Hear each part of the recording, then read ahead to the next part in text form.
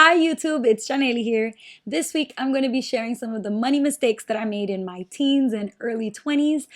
Ooh, I know I was a hot mess and there's a lot of stuff that I did that was probably not in my best interest financially, but because I, didn't really know, I went ahead and made a ton of mistakes that I know now were wrong and I've learned from them. So I just wanted to go ahead and post this video to share some of those mistakes with young folks out there so that you could use my mistakes to learn from them and change some of the things that you're doing to help you put yourself in a better financial situation. All right, first things first, I did not have a savings account.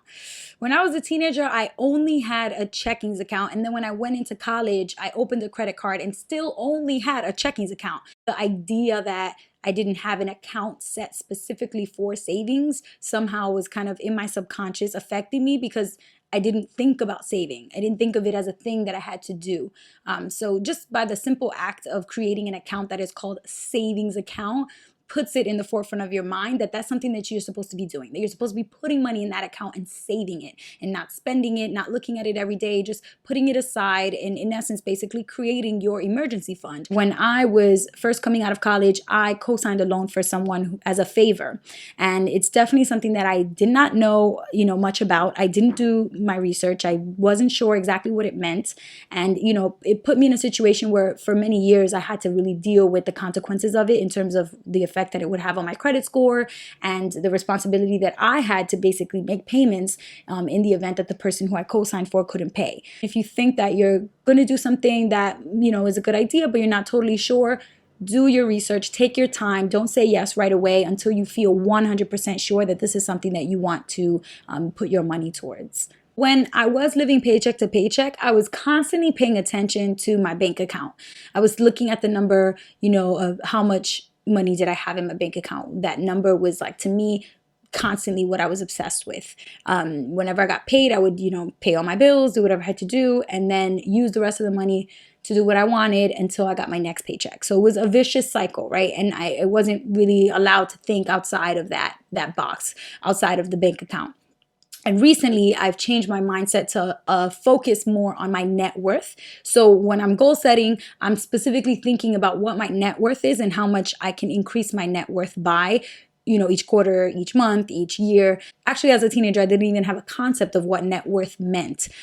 So now I definitely suggest for young folks to read up on net worth, right? Pay attention to what your net worth is, not how much money you have in the bank. Because at the end of the day, if you have debt, if you owe money on your credit card, or if you owe money for student loans, you can have all the money you want in your bank account, but technically that money ain't yours, right? Like you have to pay who you owe first before you can use any of that money freely. So that's definitely something that I recommend. Shift your mindset. Stop worrying about how much money you have in the bank and focus more on what your net worth is and how to increase that in creative ways. I used to leave the house with more money than I actually needed on my physical person. So like in my pocket or in my bag, I would have, $20 or $30. And that to me, it just enabled me to spend, especially given the fact that when I was younger, when I was in my early 20s, I did not have, the self-control that I have now.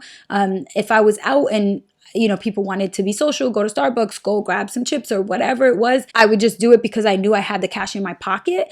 So I definitely recommend, packing your lunch, packing anything that you think you might need throughout the day, water, snacks, whatever that is that you usually spend money on, so that you don't have to spend any money. And then just limit yourself to $5 or $10 just in case of an emergency. You have that in your wallet, but you shouldn't be spending cash daily.